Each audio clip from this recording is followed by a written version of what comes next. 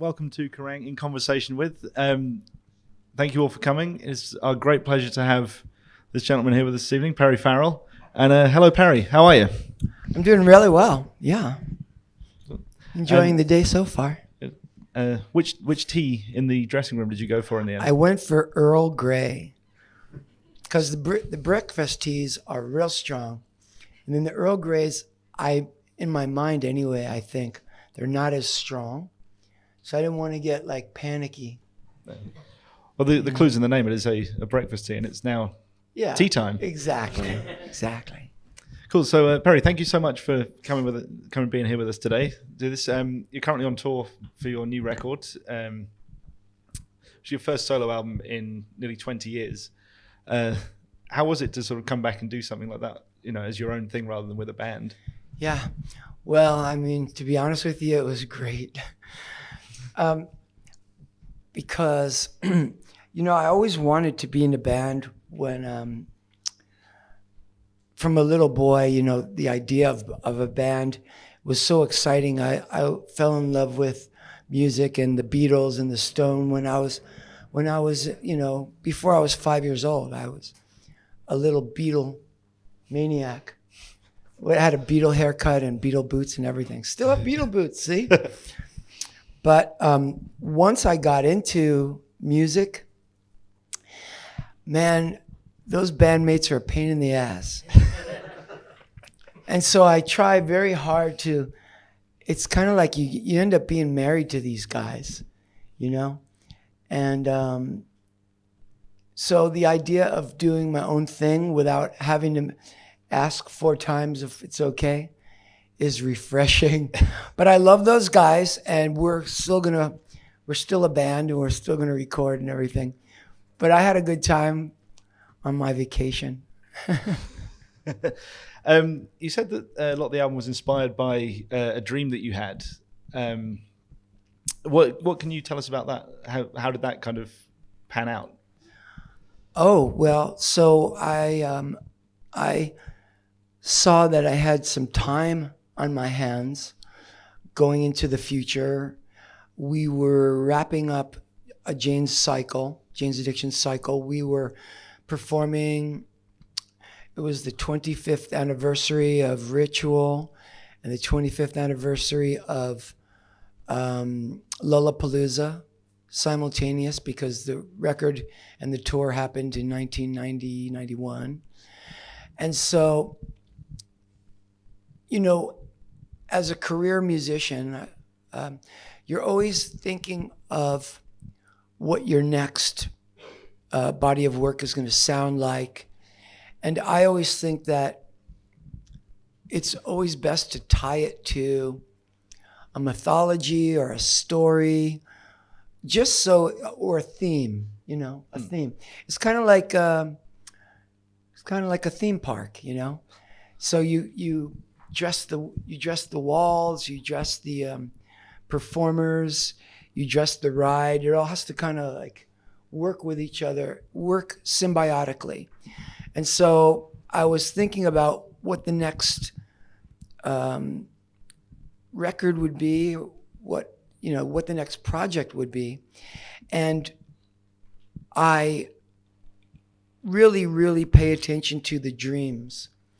The dreams are really the most powerful subconscious stimulation for an artist. I don't know about anybody else, but I would assume that a lot of artists have painted off of their dreams, and I certainly have written off of my dreams. And this one was a good one. It was basically, I was bodiless, but I was floating. I was kind of flying. And then I saw below a war-torn town that had been kind of hurt by insurgents, or could have been rebels, could have been religious insurgents. But there was a guy on the ground, and he was dead. And there was a woman, a young girl, rolling the guy and taking his money. She was taking his wallet. And I'll never forget the big fat brown wallet that she ended up with. It was that thick, and I went, whoa. And I told myself, remember that wallet, man, because I don't know why. It's going to lead you to something. Maybe it's going to lead me to a fortune. And thus began the record. Yeah, so I followed the girl. I kind of landed down, followed the girl into town, and there in the town, it was full of like nightlife and nightclubs and restaurants and pimps and prostitutes and gangbangers and vacationers, local people. And so then I thought, man, I gotta come back here, or I don't want to leave here. It's kind of what I was thinking. But of course, then I started to wake up, and then I said, well, that was an exciting dream. I wrote the dream down, and I just started writing poetry about the story of what it would be. The story would take place in a place, and it was like Southeast Asia. And then I started to storyboard it using PDF files, like something that you would do a presentation with. So I started putting together the story by grabbing images online and then making them into art, storyboards. And that's how I started. Wow, cool. And so some of it is sort of bit more rooted in reality as well. There's a song on there about pirate punk politician is about the idea of Donald Trump as an antichrist. I mean, where does dream and reality kind of merge in that? Well, okay, so now it's very good when you're a musician or an artist and you start a project, but you're not in a hurry, you're not in a rush. You'll start learning things as you go through the process of making art. So what I wanted to do is I wanted to make an immersive theater. I wanted to do an immersive entertainment complex. So I would build a building rather than be Pink Floyd, where Pink Floyd has this story, and they take that story as a musical presentation, they take it around the world. I wanted to build a destination for the story and then build the building and then put the music in the building. So I would be building an art installation, and then I would have a chance to work with the latest technology, which we are. So the building is 100,000 square foot. It's across the street from Caesar's Palace, and it's going to be built. It's an immersive entertainment complex. It's going to have, I think 4 or 5 floors. It'll have you'll have in-residence chefs, musicians, artists, couture, fashion designers, improvisational comedians, actors, dancers. And so the walls will be built with Atmos. The sound system is going to be Atmos sound system, which is when you go to a movie theater, you hear it in the round. So that's surround sound. Well, this building is going to have surround sound, and so the record was mixed in surround sound software. So when you go in the building, now you can hear it like you're watching a movie, but the movie is taking place really all around you. It's as if you're on a sound set. You're in a studio on a sound set. Yeah. Is that the right terminology? And the actors are coming at you, and then you're getting to eat there, and you can participate or not. And then I'm going to bring in musicians, young musicians from around the world to live in Las Vegas in Airstreams, and Awesome. and young designers to design the costumes and the clothing for all the performers. Yeah, man, we're gonna have a good time. So you can actually go and live in the album. Yes. Nice. Yes. And I mean, this is big concept, high concept idea stuff that is, the result of many years of work and so forth. Is it good that you just celebrated your 60th birthday? Is it good that you're still able to kind of create and build It's things very like good. on this scale? Yeah, I could have gone really horribly wrong, right? Well, so I decided, man, I said to myself, Perry, I said, you really can't get fucked up too much anymore, because it takes so much time to party. And then, but here's the worst part of it is it takes so much time to get off the party. Like once you're off the party, it takes you like so long to like feel normal and feel good about your normal part of the day. So I just decided to kind of scale it down. Like I don't party as much as I used to, Yeah. but I'm building, and I'm happy. Good. Super happy. Yeah. Cool. And how does it sort of feel different to be making a record and creating and stuff when you've got all this resource available to you compared to what it was like when James were first starting in the mid 80s? How does it feel, or what's it compared to? Well, how do you compare the two? Like now that you've got all this stuff each one available? is all fantastic. I love the idea that my life was as it was back then, and I very much love how I'm living now. And I think that it's smart as a human being. We all should be thinking about when we get a little bit older and wiser. Now I'm looking at like, okay, so I'm 60.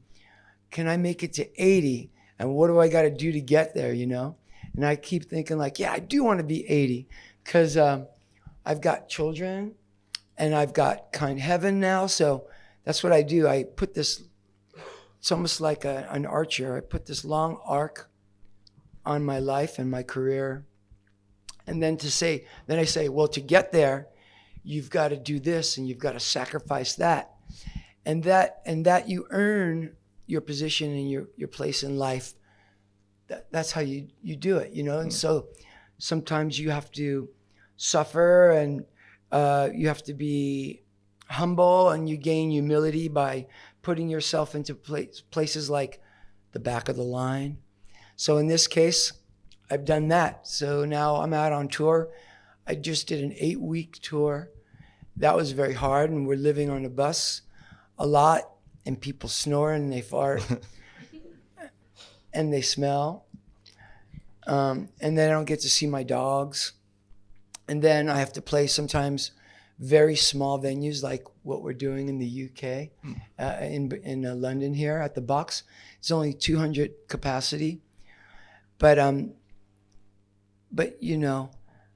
as I said, I'm very happy. Yeah. I really enjoy the process, and it's what I want from from life. That's what I want. And to get what you want out of life, you just have to go out there and get it. Yeah. And was that kind of your thinking when Jane's Addiction first started getting attention and started having success? Did you think, how can I make this as big as it can be? Yeah, I did, because I was thinking about the Beatles and the Stones and the Who and the Doors. All the groups that I just thought were, oh man, they're so great. And so, yeah, if you're going to get in a band, you might as well try to make it the greatest band it could be for the time that you're alive, right? Yeah, absolutely. And what was it like sort of starting out then? Because the kind of music that you guys were playing, the rock scene then was, the stuff that was doing really big was bands like Bon Jovi and sort of heavier bands. Well, the idea of kind of what become known as alternative rock wasn't really that much of a thing at that point. You guys were Right. the first bands to properly crystallize that. So what was it like as a band sort of trying to get signed Well, and get your first because steps? I didn't think that here's the thing. I was immersed in, at that time, the Los Angeles underground and the art scene, the downtown. It became the Silver Lake hipster scene, but there was no such thing. Then there was no term, the hipsters. We were just people that didn't have maybe a lot of money, but we had a very rich subculture and a very rich knowledge of the arts. So we love to read and listen to music and put on our own shows. And so I thought that I was reaching the heights when I was in Jane's Addiction, but to the underground. It's always been like a subculture thing. Then when it got bigger still, that was, to me, it wasn't anything that I had actually thought I could accomplish, because the groups that were also coming up, they were a lot, slicker and cleaner and more, would say, parents accepted them much more than us. And I know that I was not on the top of the list of, Good Housekeeping's top 10 groups. Cool. So you had quite a sort of a punky attitude, I guess. Yeah, but I was very happy because I got to do things that those other groups didn't get to do. Like I got to be a wild drug addict, heathenistic with orgies and everything else. And those guys, they were always afraid that somebody might find out that they wanted to be drug-taking, heathenistic, orgy people. And what's that like, being a drug-taking hedonist that goes to orgies? It's fantastic. I shall take your word for it. Yeah, I'm telling you, it's the life. I mean, I couldn't have had a better situation. As far as I'm concerned, I got to make love to like groups of people at the same time, get super high, and then still Warner Brothers signed me, and I got to make music. But as well as that, there was like a level of sort of, as you mentioned, the sort of level of intelligence as well. Like there was this idea that you were sort of more artists, I guess, than some bands who were just very good at being rock bands. You were actually quite artistic and had this element of kind of intellectualism, I guess, almost. Like there was an idea that it was a collective of intelligent people around there, as you call them, like the sort of hipsters. Yeah, and I really owed it to them to stay smart, stay intellectual. Like, I think they would have been very disappointed if I would have gotten off of that and then cashed in on, popularity or pop culture. Because, you look at it another way, it's the status quo, and it is almost every young man's job to buck the status quo. It's really what we must do. We at a certain point in time, you need to turn the world over. It's healthy. It's like turning over soil. Yeah, absolutely. And I mean, you also gave back quite a lot as well. You started Lollapalooza, that was originally intended as being kind of a farewell thing for Jane's, that grew into quite an important thing for sort of music culture in America, and it became this huge thing. I mean, did that feel kind of good that it sort of grew legs the way it did, and you were able to suddenly give a lot of these bands a platform that otherwise they would not have had otherwise? And that feels really, really good to have Lollapalooza and continue to develop it. It's exciting on a personal level because I get to be around the greatest contemporary artists every year, and I travel the world with these great artists, and I get to see, the latest, what they're doing, how they're performing, what they look like, what their message is, what they sound like, and it is like almost being a vampire, because I'm sucking off of contemporary art, culture, and lifestyle. and I almost forget how old I am. I really do. There's an island in Greece where the people, they live into the hundreds, and their secret is only that there's no clocks on the island, so they forget to die. I notice you're not wearing a watch. No, I don't wear watches at all. But that's what Lollapalooza is for me. I might just forget to die.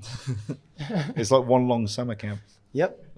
How did it feel when you realized that it wasn't just going to be a one-time thing, and that it was actually something that could, run and run, and it had legs and could actually become something sort of bigger than you originally intended? Yeah. As I say, it's nice when you're an artist, you can take your time, because what it started out to be, yes, it started out just originally, I want to throw a party for all these subculture kids that the disenfranchised. We know that they're out there. I know they're out there because I'm always going to their apartments and listening to their record collections, and I know what they like. I know what they're listening to. And so rather than have yet another, concert with, I don't want to say any bands in particular, but the hair metal thing, I want to have a party for my friends. So that's how it started. But over the course of time, now we're on our 28th year or something like that, I could start seeing how we could use this. I don't want to use the word weaponize, but it's a pretty popular word these days. So I can weaponize Lollapalooza to break through the barriers of racism and xenophobia, and everything else, and bring music and bring the good message all around the world. Well, and a very noble mission that is. Yeah, and it's exciting, and I wanna also get to these other places around the world where I want to hear their music, and I want to have them join the caravan, Yeah. And I want to bring them back to Las Vegas with me in residence and record them and work with them on their show, and then they can jump on to Lollapalooza or go off and do their own tours. So I'm using this now. Lollapalooza's become, it's more than just a party. It's now a vehicle, dare I say, for liberal democracy. Ooh. Bit of politics. Well, have you had over the years, the only reason I'm scared to say it is because I don't want people that aren't liberal democratic to say, well, you're not coming here, man. Because I guarantee their children, they want us to come, Yeah. And does it feel good that, that you're still able to kind of break down these walls after so long of, hammering away at them? Yeah, you just cannot stop. So I've been trying to get Lollapalooza to go into the Middle East. And then just recently, I've been now getting finally offers. But every time I try, a war starts to kind of like, people basically start lobbing bombs at each other. Every time I get into serious negotiations. So I think it's something I definitely should not quit on. Absolutely. Yeah. That'll happen one day. What's been your sort of proudest moment of doing Lollapalooza? Is there something that really sticks out for you? Proudest moment? It's a funny thing, but when I see a new location, like we went to, for the first time internationally, we went to Chile. And so this place is a place, it used to have some bad fascist dictators ran the government in the 70s and were killing students, like college students, serious bad news. They've come out of it and they're really, really amazing people. But they have not had festivals. So the first day when the festival opened, and I was on the grounds watching them come through the doors and excited, and like, it's almost like they were on an Easter egg hunt. Let's find the stage where, so-and-so is going to be performing. And they want to go to the front. and they stay there the whole entire day. But really, it was the look in their eye, how excited that they were, that this was all going down. That's what gets me. That's what I love. And then I love to see, as an example, in Chicago a few years back, Future was performing, and the place was getting down, man. It was getting funky, right? And I looked around and I saw all different walks of life, all different shapes and sizes and colors of people, and they're all rocking out in this massive sea of dancing. And then I got that great feeling like, wow, everybody is dancing together and there's no hostility, and it's working. Like it can happen. The whole world can start dancing together. Is that what you're trying to do? One stop on Lollapalooza at a time? Yeah. Cool. And you yourself, away from rock music, you're also into DJing. How does one get into that other than buying some records and putting them on? No, again, you have to go through many years of humility. If anybody here DJs, like you can think you're hot shit, right? But then you're gonna run into that place where the promoter's a meth head, and it's like 6 a.m. and you're someplace in Colorado, and there's only 12 people there, and and you could turn into a dick and just go, what's going on here, man? Where's the backstage? Where's my rider? Or you can just go out there and try to entertain people, the 12 that are there. By the time you're done, there's 5 people there. But you always have to remain. But you'll always say to yourself in those cases, you will always be able to at least gain humility, and humility is super valuable. You never want to be a man that has no humility. You could end up like a man like Donald Trump. A man with absolutely none. Right. And nobody likes him. Right. And that's because he never gets told no. He's always been told, yes, Donald. Don't get Donald angry. So should Donald Trump go and DJ to 5 people in Colorado for a meth head promoter? Yeah. Yes, he should. He should also do this. When I was a young man, I waited tables. I bussed tables. I washed dishes. I was briefly an escort. Oh. I was, but anyway, the service industry. Everybody, rather than going to the military, should go into the service industry. So yes, Donald should be a busboy, and he should, know what it feels like when nobody tips him. Mm-hmm. People stiff you, and you got to clean up their garbage. And I think it's good for you. Gives you humility. Good for the soul. Or he could be a DJ. Yeah. In Colorado, 5 a.m. Thinking of things that are good for the soul. You're also a surfer. Yes. Is that something again that is just a way of? And I snowboard switching, too. And snowboard. Yeah, and skate. Is that another one of those things that teaches you things? Do you think? Yeah, absolutely. I'll tell you what I learned as a DJ, and then I'll go to surfing. So the old school way of DJing, of course, with the 2 turntables, I really started to love, because I wanted to be great. So I'd get up every day and do my left, hand, right hand, and man, you're trying to get a sound to blend from these 2 pieces of work, these 2 pieces of music, turn them into one, and then get rid of one, and then do that again and again. But you're doing it once with your right hand, then the other time you're doing it with your left hand, and you get really ambidextrous, if nothing else.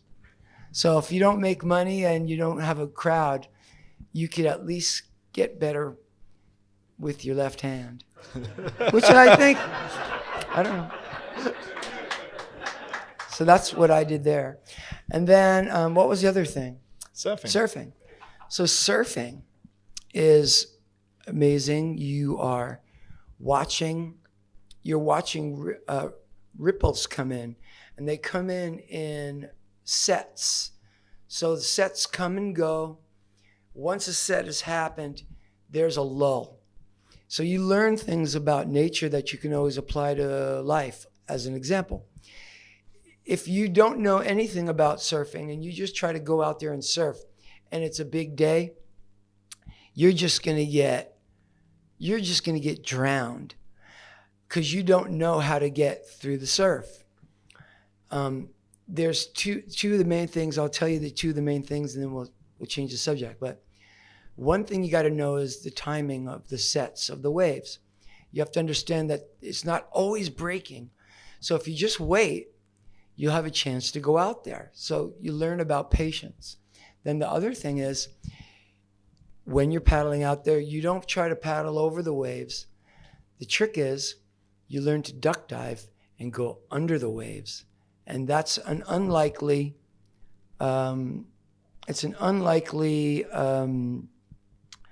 solution. You wouldn't think that, well, I got to paddle fast and go over. No, sometimes you can go under. They're like walls. A fool would say, I'm going to build a wall and nobody's going to get over that wall. But we all know that you can go under a wall. You can go really high over a wall. So I don't know. What would you learn about walls? You learn don't build them if you're trying to keep people out. You're wasting your money. You're wasting your time. Cool. And just moving on to back to your musical endeavors. It's been a while since you've been over with Jane's Addiction. It was 3 years ago. Download, I think, was the last show in the UK. Have you got any plans kind of brewing for new stuff with them or with Porno for Pyros? So my plan, but of course, again, this is only me speaking. You have to talk to the other guys, but I've been talking to them as well. I want them to join the Kind Heaven Orchestra soon.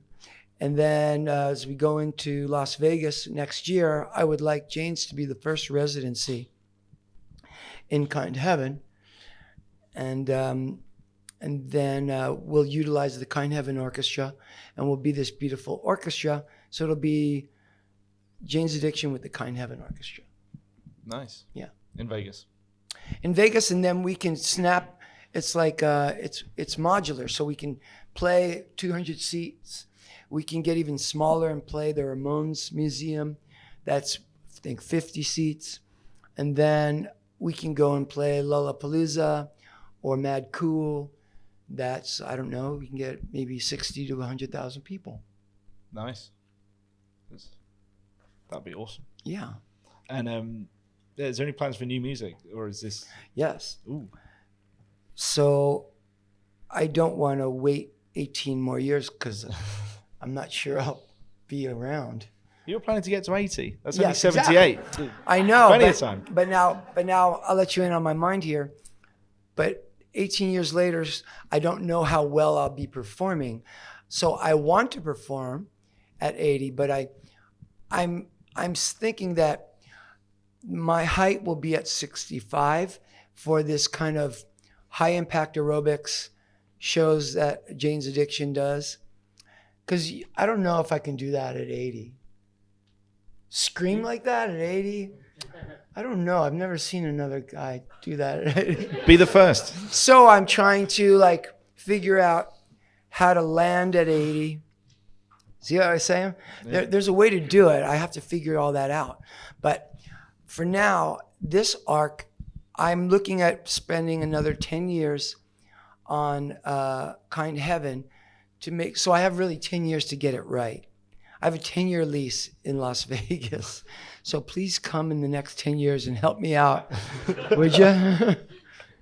And I promise I will work as hard as a person can to entertain you.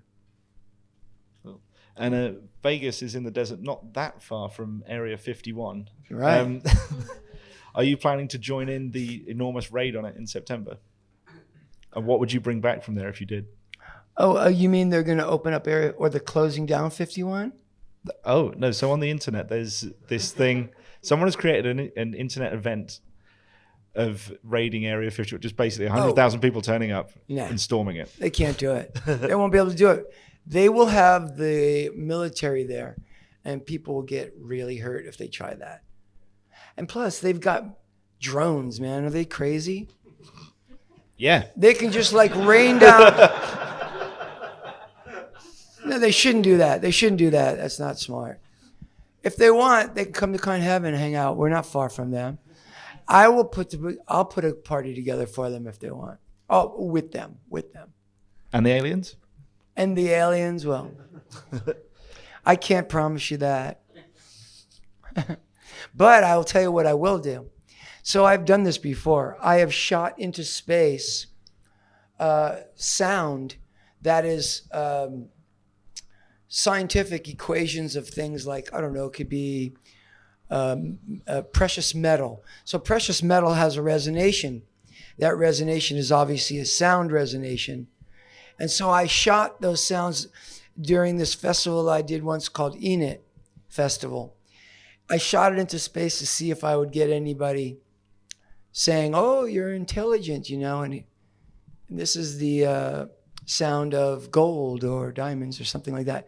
Well, I never got any callback, but I'll try again. Maybe they were busy. Yeah, wrong number. Yeah. Cool. So just to wrap up, what would you say? You've lived a very glorious life. You've done a lot of different things very, very successfully. What would you say is the kind of the main thing that you've learned from all of it? The main thing I've learned. Okay, I'll tell you what it is. The main thing that I've learned is that there's a fifth dimension. And so if anybody wonders if there's an afterlife, that I will tell you firsthand, yes, there's an afterlife. So I was thinking just about this in the bathroom just a few minutes ago. Like, Perry, I said to myself, if there's one thing you could tell people that will help them, that they can learn from your experience, it would be that I have spoken to and been visited by angels. And so this is helpful for you all to know, because once that happened to me, it happened to me in 1994. And it hasn't happened since. Well, I've had very vivid dreams where I feel like I've astrally projected. And I've had dreams or not dreams, but I've been asleep where I felt like people were talking to me and kind of mentoring me. But that experience that I had, I feel that it's almost my privilege in a way to tell everybody about it, and not feel embarrassed about it. Because I've held on to it for a long time. That was 1994. But now I feel that it's important that I tell you all that, so that you can figure things out in your own life and know how to navigate through life. If you have that information, that I'm telling you straight, man. I was speaking to angels. They spoke to me through a girlfriend that was asleep. My girlfriend sat up and my mother spoke to me through her, but she wasn't. So my mother, she took over this girl's body for about 5 minutes or something like that. Wow. So I have as much as information as I could get from my mom. I was quizzing her, and I don't know everything about it, but I do know that it's there. And I do know that they're conscious. They call it the afterlife. I like to say my mother is not dead. She's living somewhere else, because she told me a little bit about where she is, how she's feeling, and what she's doing. So just know that don't go and kill yourself. Try to come through in this life, because you're going to die anyway. So you might as well give it a good shot. I don't know if they're always watching you, but they can see you. I don't know if they can see you always, but there's an occasion they can see you. Don't get too freaked out about that either, because I used to think like, oh man, how can I handle if I shouldn't tell anybody, because it would be so hard if you're living with the fact that you're being watched, half of these guys, they're going to jerk off and be like, oh no, what am I going to do? I don't know what to do. I can't handle this. But they accept everything that, they've seen it all, I'm sure. And they probably did it themselves, and then they died and they passed on, and now they're in another dimension. So they could be your relatives. Anyway, there's your answer. That was a lot more than I was expected to get from that. Perry, thank you very, very much, sir. Cheers. Thank you. Ladies and gentlemen, Mr. Perry Farrell.